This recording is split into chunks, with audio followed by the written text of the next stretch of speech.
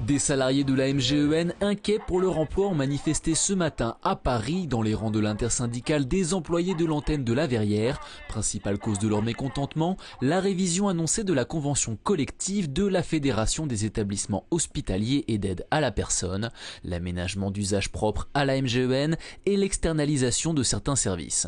La MGEN ne s'est pas donné les moyens de faire une étude en intérieur pour prouver en quoi l'externalisation était forcément meilleure, mais en quoi on aurait pu refaire différemment en intérieur en termes de ressources.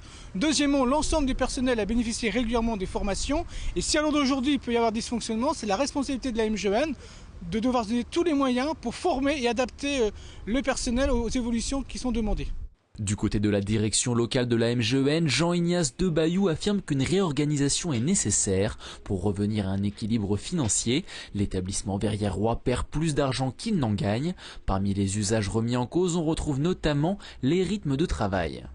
L'Institut Marcel Rivière, par exemple, nous avons l'habitude de travailler avec une absence de cycle horaire. Les salariés n'ont pas de cycle régulier.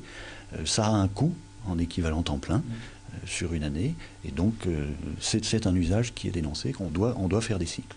La MGEN compte 33 établissements répartis dans toute la France, ce qui représente un total de 4000 salariés. Pour les 200 employés de la Verrière, une seule certitude pour l'instant, une externalisation à partir du 1er décembre de la restauration et de l'entretien. Le directeur assure que les employés de ces services seront repris dans les entreprises sous-traitantes. Un message entendu, mais pas satisfaisant pour l'intersyndicale qui craint des suppressions de postes.